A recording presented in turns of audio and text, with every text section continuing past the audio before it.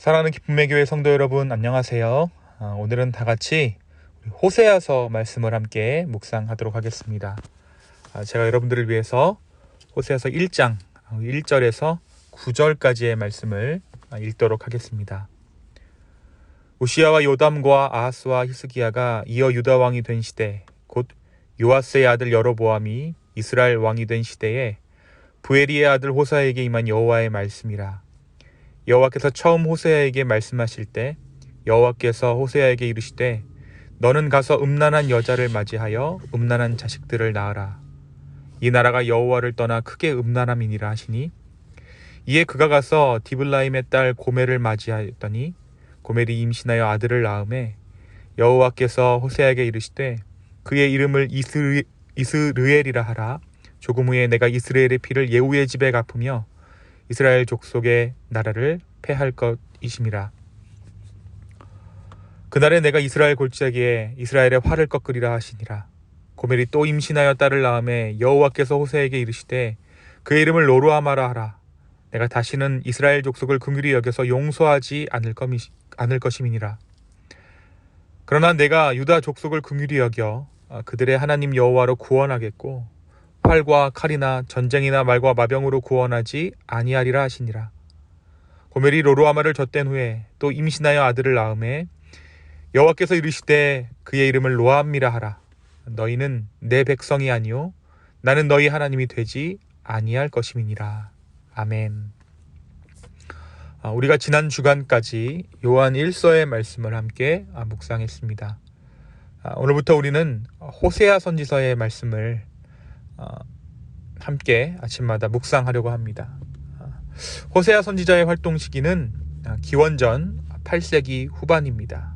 이때는 북이스라엘이 무너져 가고 있을 때이죠. 모세의 뒤를 이어서 출애굽을 인도했던 여호수아의 뜻이 구원인데 이 호세아의 이름 뜻도 구원입니다. 참고로 예수의 뜻도 구원이죠. 그래서 이 호세아서를 묵상하다 보면 하나님의 구원 섭리에 대해서 알아갈 수 있습니다. 이사야부터 다니엘까지의 5권을 대선지서라고 하고, 오늘 우리가 함께 묵상하는 호세아부터 말라기까지 12권을 소선지서라고 합니다. 이 둘의 구분은 분량의 차이죠. 오늘 본문에서 호세아는 왕들의 이름을 기록하고 있어요. 이 호세아가 기록한 왕들의 이름을 자세히 살펴볼 필요가 있습니다. 호세아 선지사가 북이스라엘의 선지자였음에도 불구하고 남유다 왕들의 이름을 먼저 기록하고 있는 것은 그도 다른 선지자들과 마찬가지로 다윗 왕의 계보의 정통성을 인정했기 때문이었을 것입니다.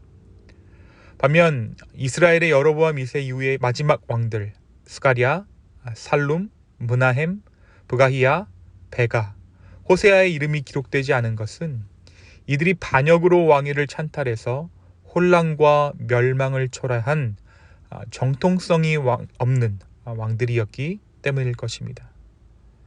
그 역시 남유다가 하나님의 정통성이 있는, 하나님께서 인정하시는 왕조라는 생각을 하고 있었던 것 같아요.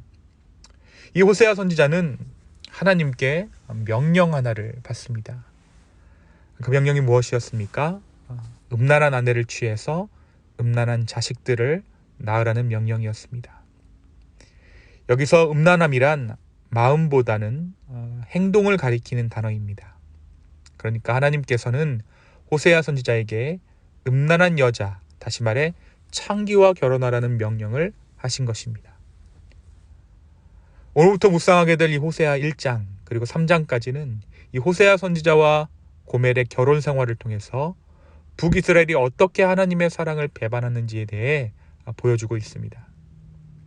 하나님께서는 선지자의 결혼이나 가정을 통해 말씀하시는 경우가 있었습니다.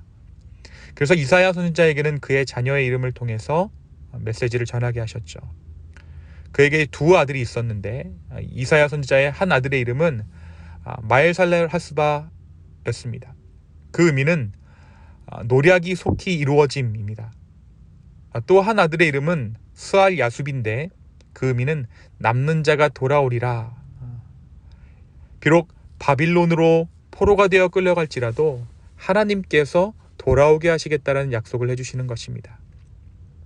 또 한편 예레미야 선지자에게는 아예 결혼을 하지 못하게 하셨죠. 결혼은 두 사람, 남자와 여자가 서로 사랑의 언약을 맺는 것인데 결혼 상대자와 결혼하지 않는 것은 이 언약이 깨졌음을 의미합니다. 다시 말해 예레미야 선지자를 결혼하지 못했던 하나님의 뜻은 하나님과 유다 백성들 사이에 맺은 언약이 깨졌음을 상징하고 있는 것이죠. 또 바빌론의 포로가 될 것이기 때문에 결혼해도 함께 살 수 없다라는 것을 상징했습니다. 근데 이 호세아에게 주신 말씀은 받아들이기가 매우 어려운 내용이죠. 음란한 여자는 매춘을 하는 여인을 의미할 수도 있고 결혼 전에는 그러지 않았는데 결혼 후에 음란해진 여인을 뜻할 수도 있습니다. 이 여인 고멜은 북이스라엘 백성들의 영적인 상태를 보여주는 상징과도 같은 여인이었고 그 결혼 또한 상징과도 같은 결혼이었습니다. 이 수용하기 어려운, 순종하기 어려운 이 하나님의 명령을 호세아 선지자가 순종합니다. 자신의 인생을 걸어야 하는 일종의 무모한 도박과도 같은 그 일에 호세아 선지자가 순종한 것이죠. 내 인생을 걸어서 다시 한번 하나님께 자신의 삶을 드렸던 것입니다. 자신의 성공한 결혼보다도 하나님의 뜻을 이루는 것에 그의 삶의 초점이 맞추어져 있었다는 것을 우리가 이 사실을 통해 알 수 있습니다. 그래서 이제 이 호세아가 아들을 낳고 이름을 낳게 되는데 이 이름을 지어주게 되는데 이 이름의 뜻 역시 하나님께서 이스라엘 가운데 전하고자 하는 메시지가 이 아들의 이름들 가운데 드러나 있어요. 이스라엘, 첫 번째 아들 이름은 이스라엘입니다. 이 이스라엘은 하나님께서 흩으신다라는 뜻이에요. 그들은 북이스라엘, 그러니까 우리가 하나님과 겨루어서 승리했다라는 이름으로 자신들의 이름을 이스라엘이라고 했지만 사실 하나님께서는 그 이스라엘이라는 아들의 이름을 주시면서 그들을 반드시 흩으실 것이라고 말씀하신 것입니다. 고멜이 다시 임신해서 딸을 낳았는데 하나님께서 호세아에게 그 딸의 이름을 로루하마라고 지으라고 말씀하십니다. 로는 not, 아니라는 뜻이고 루하마는 자궁이라는 뜻입니다. 이 라함은 하나님의 풍성한 긍휼을 뜻하는 단어이기도 하죠. 그래서 로루하마란 무자비함을 뜻하고 있습니다. 이는 반역과 그로 인한 피 흘림이 계속됐던 이스라엘의 무자비함과 이들을 심판하실 하나님의 무자비함을 그대로 보여주고 있는 것입니다. 이 로루하마가 젖을 때쯤에 고멜이 다시 임신해서 아들을 낳았는데 그 아이의 이름은 로암미입니다. 로암미는 내 백성이 아니다라는 뜻이죠. 그런데 로암미가 태어난 것이 로루하마가 젖을 뗀 후입니다. 당시 고대 근동에서는 평균적으로 아이에게 젖을 3년 동안 먹였다고 합니다. 그러니까 로루하마와 로암미는 4살 정도의 터울이 났을 것입니다. 하나님께서는 호세아 선지자의 두 자녀를 통해서 북이스라엘에게 돌이킬 것을 요청하셨지만 그들은 수년 동안 아무런 반응도 보이지 않았던 것이죠. 사랑하는 성도 여러분, 하나님께서는 오늘도 우리에게 순종을 말씀하시고 하나님의 말씀에 순종하는 인생 살기를 원하십니다. 그리고 예수 그리스도라는 복음을 우리 가운데 두셔서 구원의 길을 열어두셨어요. 하지만 우리는 그 말씀에 순종하지 못하고 여전히 패역한 세대 가운데 우리의 마음을 세상에 빼앗긴 채 살아가고 있는 것은 아닌지 오늘 말씀은 우리에게 생각하게 합니다. 과연 이 마지막 때에 하나님의 말씀대로 살아가는 것은 어떠한 의미인가? 우리가 고멜과도 같은 여자와 어떻게 결혼할 수 있겠냐라고 우리가 하나님 앞에 되묻지만 사실 우리가 그러한 삶을 살아가고 있는 것이죠. 하나님을 믿는다라고 말하지만 우리가 예수 그리스도 안에 있다라고 말하지만 여전히 우리 안에는 세상의 가치를 추구하고 세상의 것들을 더욱더 사랑하는 그런 음란한 마음이 우리 가운데 존재하고 있는 것입니다. 호세아 선지자는 하나님의 뜻을 이스라엘 백성 가운데 전하기 위해 납득하기 어려운 결혼을 합니다. 그것은 시작부터 실패한 결혼이었고 지금도 그렇지만 당시 사회적으로 보았을 때 실패한 결혼은 곧 실패한 인생을 말하기도 합니다. 그러나 당시 이스라엘의 상황 안에서 결혼을 잘하는 것, 성공된 인생을 사는 것이 아무런 의미가 없었다라는 것이죠.